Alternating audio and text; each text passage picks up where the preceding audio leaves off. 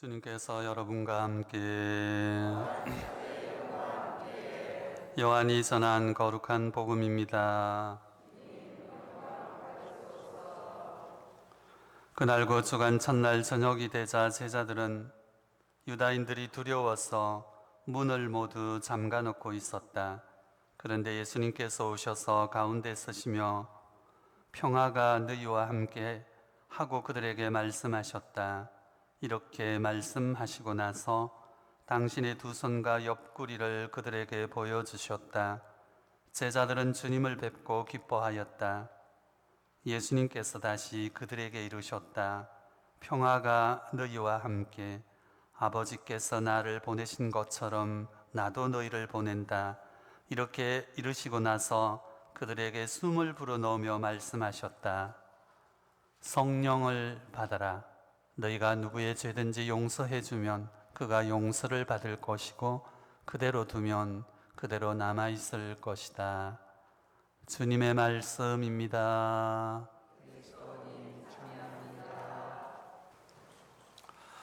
미사 전에 말씀드린 대로 어느덧 우리는 5월달을 보내고 6월을 맞는 길목에 서 있습니다. 2020년이 되면서 우리는 많은 희망을 가졌죠. 20대가 두 번 겹치는 2020이었기 때문에 정말 좋은 일이 있을 것이라 여겼는데 뜻하지 않는 코로나 사태가 온 세계를 묶어놓고 이전까지 생각지도 못했던 많은 체험들을 하고 있습니다. 또 미래학자들은 앞으로 어떻게 될지 여러 가지 의견들을 제시합니다. BC라는 말이 원래 Before Christ 이래서 기원전이라는 말이었는데 이제 BC는 Before Corona 이래서 코로나 이전, AC는 이제 After Corona 이래서 코로나 사태 이후 이렇게 부른다고 합니다.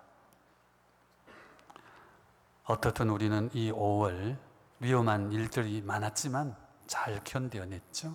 그리고 여러 가지 확진 현상들이 벌어졌지만 적절한 대응으로 지금 우리는 잘 가고 있습니다.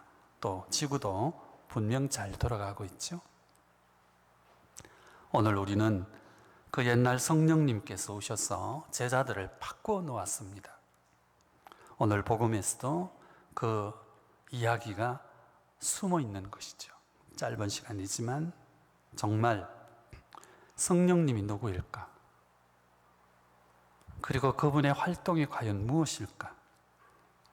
오늘 우리가 한번 묵상해 보고자 합니다. 오늘 요한복음 서두에는 이렇게 시작하지요. 성령께서 오시던 날 제자들은 무서워서 숨어 있었다. 그것도 문을 잠가 놓고. 그런데 예수님이 오셨죠. 그리고 말했습니다. 평화가 너희와 함께. 얘들아, 왜 이렇게 겁을 먹니?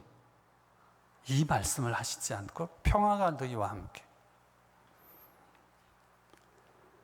예수님과 함께 기적의 자리에 있었던 제자들입니다. 기적의 음식을 먹었고 소경이 눈 뜨는 자리에 있었으며 나 환자가 치유되는 현상을 눈으로 목격한 그들이었습니다. 헌데도 숨어 있었습니다. 그것도 무서워서. 이 땅의 순교자들은 그러지 않았죠. 과감하게 죽음의 길을 걸어갔습니다. 순교자들에게는 하느님의 개입이 있었습니다. 어떻게 해야 할지를 암시해 줬습니다. 이 개입, 하느님의 이 개입을 우리는 성령님이라고 부르죠. 하지만 제자들에게는 하느님의 개입이 없었습니다. 성령님께서 공적으로 등장하지 않았기 때문이죠. 이런 제자들이 어느 날 바뀝니다. 영적인 에너지를 지닌 특출한 사람으로서 나오는 겁니다. 잠갔던 문을 박차고 밖으로 나온 거예요. 어떻게 이런 일이 가능했을까? 그 짧은 시간에 뭔가 체험을 한 겁니다. 혼을 뺏기는, 정신이 나가는 그런 체험을 했습니다. 이게 바로 성령 체험이었죠. 교우 여러분, 성령을 체험하면은 우리가 이 복음에서 알듯이 1차적으로 용감해집니다. 두려움 없이 그들은 나섰고 예수님이 바로 구세주라는 것을, 세상을 구원하실 주님이라는 것을 설파했습니다. 이게 복음이었죠. 캐리그마라고 그랬습니다. 이걸 선포한 거예요. 예수님이 지니셨던 그 힘이 세상을 구원할 것이다. 나의 세상, 우리의 세상, 내 아이의 세상, 그렇게 설파했습니다. 이후 그들은 또 노력했습니다. 아무리 맑은 물도 흐르지 않으면 썩는 거죠. 제자들은 생활 속으로 돌아와서 이 성령 체험을 살리려고 노력했습니다.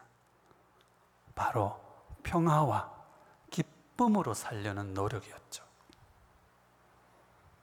성령을 받으라. 너희들이 누구의 죄든지 용서하면 나도 용서해 줄게. 그래서 그들은 어두움을, 미움을, 증오를, 적개심을 뛰어넘으려고 애를 썼습니다. 교우 여러분, 평화를 살리려는 노력, 성령의 역사심입니다. 그래서 우리도 이 불안한 현실에서 기쁨을 가지려고 끊임없이 노력해야 합니다. 그러면 도와주십니다. 성령은 하느님의 숨결이기 때문이죠. 창세기 2장 7절입니다. 제가 여러 번 말씀드렸죠. 창세기 2장 7절. 그때 하느님께서 흙으로 사람을 빚으시고 그 코에 숨을 불어넣으시니 생명체가 되었다. 흙덩이가 사람이 되어서 움직였다는 겁니다. 아담입니다. 그 코에 숨을 불어넣으시니 이렇게 되어 있습니다. 이 숨이 히브리 말로 루하였죠. 글자 그대로 야훼의 숨결입니다. 히랍 사람들은 그 루하를 프네우마라고 번역을 했어요. 프네우마, 바람입니다. 우주를 움직이는 바람이라고 생각했어요. 마테오 리치 신부님은 귀신이라고 번역을 했습니다. 거룩한 귀신, 성신이라고 했고, 이제 우리는 성령이라는 말로, 거룩한 영이라는 말로 번역했습니다. 그 숨이 병든 내 몸에 들어오면 내가 건강해집니다. 두려움에 사로잡힌 나에게 오면 바뀝니다. 죽은 것 같은 내 기업이, 죽은 것 같은 우리의 인간관계가, 풀리지 않는 미래가, 알 수 없는 저 사람의 마음을 여러 가지 속에서 우리가 그 숨이 들어오면 생명체가 돼서 깨달음이 온다는 것이죠. 그러니 다시 한번 나에게 오시기를, 우리에게 와주시기를 오늘 우리는 한번 기도해야 합니다. 성령 강림일이시니까 오시라고, 좀 깨닫게 해주시라고 청하는 것이죠. 교우 여러분, 근자에 오면서 인간은 참 많이 발전했습니다. 과학의 분야에서 급진적인 발전을 했고, 정보체제 분야에 있어서는 어떻게 전개될지 모를 만큼 많은 부분들이 바뀌어갔습니다. 지구를 바꾸려고 했죠. 인간의 몸도 바꾸려고 했습니다. 썩은 장기는 드러내고 새로운 장기로 체인지할 수 있을 거라고 의학계는 내다봤습니다. 그런데 한갓 코로나라는 바이러스 앞에 무참하게 무너졌습니다. 알 수 없는 인간의 미래가 되었죠. 많은 부분에서 두려움이 인류를 휘어잡고 있습니다. 이러할 때 우리가 오늘 성령 강림 주기를 맞은 겁니다. 교우 여러분, 세상은 바뀌지 않습니다. 절대로 바뀌지 않을 겁니다. 매스컴도 바뀌지 않을 겁니다. 뉴스도 바뀌지 않을 겁니다. 어쩌면은 거짓 뉴스가 더 활개를 칠지도 모릅니다. 바뀔 수 있는 것은 내 자신밖에 없습니다. 내가 바뀌면은 세상도 달리 보입니다. 내가 바뀌면은 저건 가짜 뉴스야, 저건 진실이 아니야 구분할 수 있습니다. 그때 하느님께서 흙으로 사람을 빚으시고 그 코에 숨을 불어넣으시니 생명체가 되었다. 창세기 2장 7절에 나오는 이 야훼의 숨이 성령님이라고 우리가 번역했습니다. 정말 오셔서 부족한 나에게 숨을 좀 불어넣어 주시기를. 그래서 내가 새로 바뀐 눈으로 세상을 볼 수 있게 청하는 것이죠. 불안과 적개심은 야훼의 숨결이 될 수가 없습니다. 평화와 기쁨만이 그분의 숨이죠.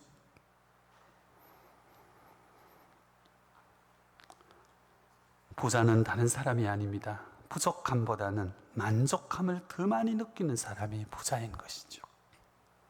물질이 많고 돈이 많고 부동산이 넘치는 사람이 우리는 부자라고 막연히 생각합니다. 그럴 수 있습니다. 하지만 그런 사람 속에서도 만족을 못 느낀다면 어찌 우리가 부자라고 할 수 있겠는지요. 지금 내가 가진 것에, 지금 그분께서 나에게 맡겨주신 이 많은 것들에 다시 한번 감사해야 합니다. 감사의 시각으로 바라보면 우리는 참 많은 것을 갖고 있습니다. 작은 것에 감사하면 큰 감사를 또 주님은 주실 겁니다. 또 주님은 우리에게 쉴 새 없이 숨을 불어넣어 주실 겁니다. 교우 여러분, 두려워하지 맙시다. 두려움이 있는 곳에 하느님은 가까이 오시지 않을 겁니다. 오히려 감사하고 기뻐하고 한 걸음 더 나아가서 우리의 이 기쁨과 평화를 나누려고 했을 때 그분은 우리 곁에 우리와 함께 걸어가고 계실 겁니다. 2020년이 시작되고 이제 5월달을 보냅니다. 우리는 잘 살아왔습니다. 앞으로도 우리는 건강하게 살아갈 겁니다. 온갖 정보 매체가 불안과 적개심과 공포를 이야기하더라도 우리는 현혹돼서는 안 될 겁니다. 우리 곁에는 우리를 사랑하시는 주님의 힘이 현존하고 있기 때문이죠. 이 미사를 보고 나면서 주님, 다시 시작하겠습니다. 다시 용기를 갖고서 내 삶을 지탱하겠습니다. 우리가 그런 식으로 기도한다면 주님께서 분명히 그분의 숨결을 우리에게 주실 겁니다.